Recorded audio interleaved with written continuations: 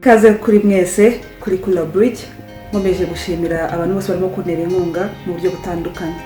Uyu munsi nkuko mubizi isi irimo kunyura mu bihe bikomeye aho turimo kurwanya icyorezo cya coronavirus, aho ibihugu byinshi muri lockdown by'umwihariko mu Rwanda aho abantu batagishobora guhura n'inshuti n'abavandimwe. Muri iki gihe hari abantu bavutse mu kwa gatatu, mu kwa kane, mu kwa gatanu cyangwa bizi amakupure yizihiza anniversary z'amakwe n'indi minsi mikuru nka Pasika. Ibi bihe bishobora kuba bikomereye abantu benshi basanzwe bakunda kwizihiza iyi minsi mikuru. Uyu munsi ndenda kugira ngo mbasangize uburyo ushobora kwizihiza uyu munsi iminsi mikuru wawe muri kino gihe cya quarantine. Ikintu kimwe ugomba kwibutsa nuko uyu munsi mukuru wawe ni ufite agaciro kurusha uburyo uwizihiza. Iyo uhaye agaciro rero bituma unezerwa. Niba ari inshuti n'abavandimwe ukunda kwizihiza nabo, ushobora kubahamagara kuri WhatsApp, ushobora gukoresha ubundi buryo bwarwo bwose kugira ngo uvugane nabo ushobore kwishima. Ikindi kintu ushobora gukora muri kino gihe aho abantu benshi bashobora kuba barabuze akazi, bamerewe nabi, ushobora kugira kino gihe kugira ngo ugire uburyo hari umuntu ufasha muri icyo gihe kugira ngo nawe agire icyo ageraho. Iminsi mikuru benshi bakunda gusohoka ariko ubu ntabwo bishoboka. Uyu munsi rero ndaza kubereka uburyo ya mafunguro yawe ameze neza usanzwe ukunda amahoteli ushobora kuyazana mu rugo iwawe kuri wa munsi wawe mukuru.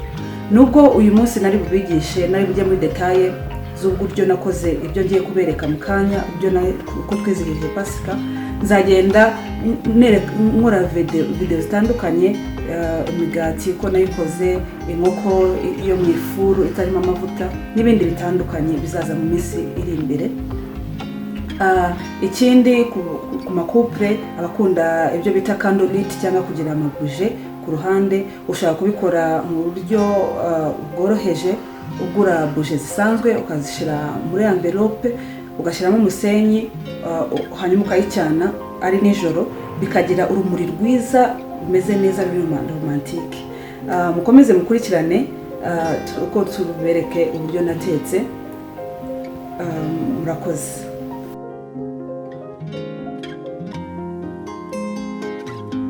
Natangiye umunsi ndimeresha neza. Umugabo wanjye yanyogoshe umusatsi. Nkuko mubizi amasaro arafunze kandi ngira umusatsi mugufi busanzwe.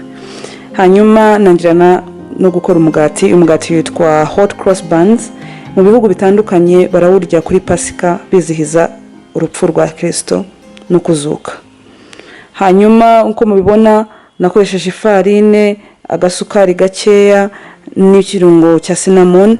Hanyuma nshiramo agashishwa gakeya kumucyungwa, ushobora gukoresha indimu ubaye ari ufite. Hanyuma ndabivanga gutya kugira ngo bize kugira ya shape y'umugati uko musanzwe mubuzi. Agakobwa kanje buri gihe kaba gashaka kugira ngo nabo ko kabyifatiremo kuko gakunda guteka. Mu minsi iri imbere tuzabona nako katangiye guteka. Nzabaha ibipimo neza by'uko nakoze uyu mugati mu minsi iri imbere. Kugira ngo nkore umusaraba nafashe ifarine nivanga n'amazi makeya, hanyuma mbishiraho nk'uku murimo kubibona. Uyu mugati utekerwa mu ifuru, na amavuta n'amake arimo. Nzabereka uko babikora nkuko nabivuze.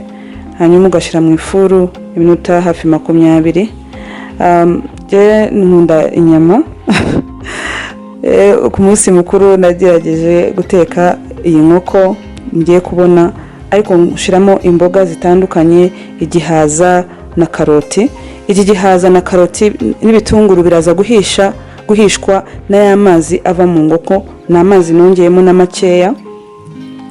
Ibi rero biraza kuba bifite nziza kubera ko byagize y'amazi aturuka na bwa buryohe bituruka muri ya nkoko.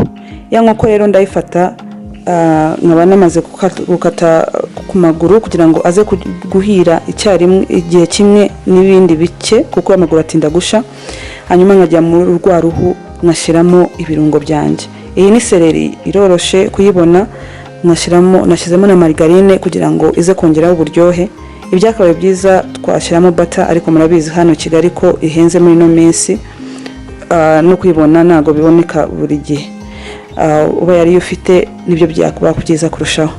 Mfata ya indimu igufasha kugira ngo izanemo uburyohe nabwo butandukanye, ariko tuma n'inyama yoroha kurushaho.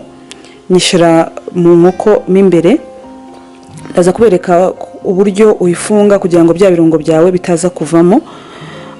Nafashe black pepper n'umunyu, abayo ufite umunyu gusa nawo nta kibazo, ukanogereza neza ibirungo kugira ngo hose bijyeho neza, kugira ngo byose habe ruze kuba biryoshye kimwe. Iyi nkoko mu by'ukuri ubaye wayiriye mu restaurant ya hano hanze ushaka gutanga n'ibihumbi nka 12 cyangwa 15, ariko iyi nkoko nayiguze ibihumbi 6 mu isoko hano Kimironko.